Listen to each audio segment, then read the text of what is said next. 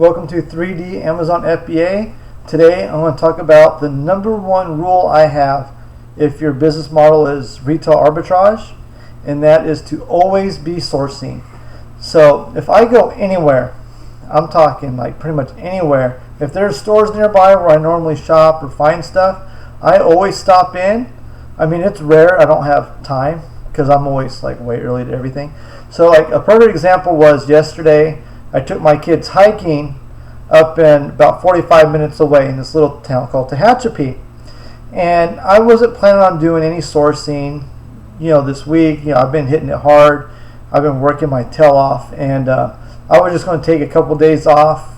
I've kind of neglected the cleanliness of my apartment a little bit because I've been working so hard and, raising my two kids and all that stuff. So I go to Tehachapi, and last time I went out sourcing, I stopped into Walgreens just to get a drink real quick, and I found some clearance toys at Walgreens. So that went out, I think, Monday, my last shipment.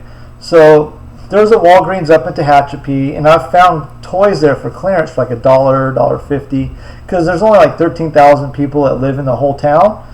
So if they have clearance at Walgreens, it doesn't sell like super fast. So I was like, I'll just stop in there real quick. I'm here. I don't go to Tehachapi very often, every couple months. So I go in there, and they didn't have what I was looking for, but I found some really rare pops, because they get exclusive pops there. So, and they're the ones I was looking for my own collection, because me and my boys, we collect pops. So I got super excited because they're, I can make like $7, $8 profit each on them. So of course I grabbed them, and I was like, well, I don't want to sit on these because they've only come out for about a month, and I've heard Walgreens is restocking those two pops. So I was like, I better get this out so I can turn it real quick. So to go through Tehachapi, I go through the east side of town, and I never go to that side of town because I have all the same stores within like 5 miles of me, and I usually spend my whole budget going through my normal routine of stores.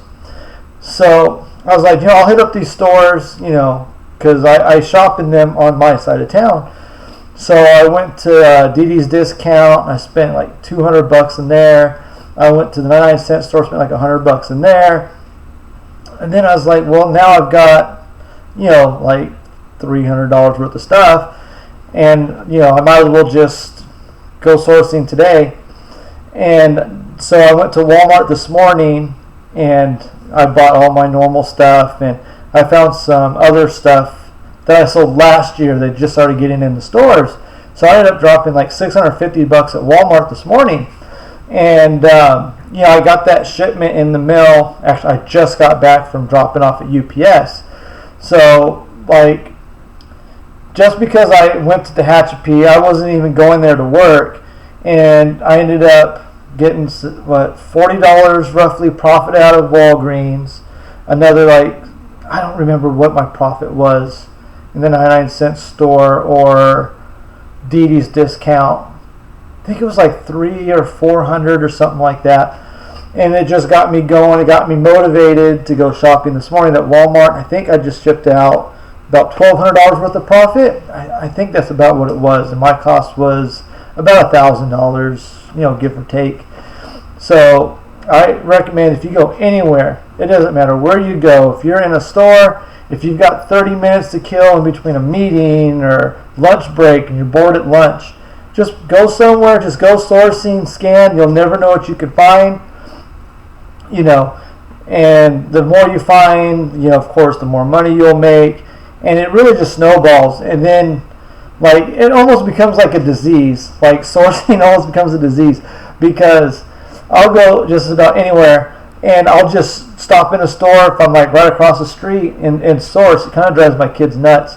I'm going to try to control myself because Saturday we're going to Knott's Berry Farm, and we're going to a concert in LA.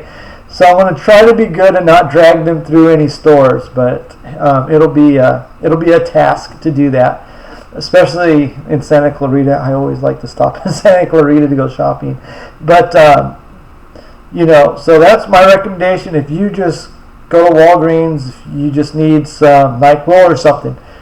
Look through for clearance stuff. You'll never know what you can find. You know, I find replens like when I go grocery shopping, I'm like, oh, this is new. I don't remember seeing this before. And I'll just scan random items that, you know, look like something that, like I look in grocery, I look for things that aren't like extremely common. You know, everybody has like Heinz ketchup. But if I find like, I don't know, this doesn't exist, but like I don't know, New England ketchup or something. I don't know. Heinz is from New England area, so then I would scan it because it's like I've never heard of that before. You know, if Walmart or whatever's carrying it, it must be something that they believe will sell. You know, and that's kind of how I found most of my grocery replens is, you know, I go through, oh, I need some SpaghettiOs. What the heck is this? I've never seen this before. I'll just scan it real quick. It takes me 30 seconds. And if it's good, then I'll just buy it. You know, so that's my big number one recommendation for everybody doing RA. Even if you just order online and get it to your house, you do your own prep work. If you go grocery shopping, you go get your kids some clothes. If you, I don't know, go Christmas shopping, you're heading into Ross or something, just scan stuff that, you know, what are you going to lose besides a couple minutes of your time? You know, it's worth 2 minutes of my time to scan something to make $10 than not. So I guess I'll stop rambling now, but that's my number one rule. Always be sourcing. Always be on the lookout. You'll never know what you can find. You could find the next item that has like a 300% ROI on it. And all it will take is, you know, 30, 40 seconds of your time to scan that one item. So thanks for watching. If you have any tips, feel free to leave some in the comment section below. I do have a Facebook group. It's really small. I'm trying to grow it. So I'll leave a link in the description below if you want to join my Facebook group.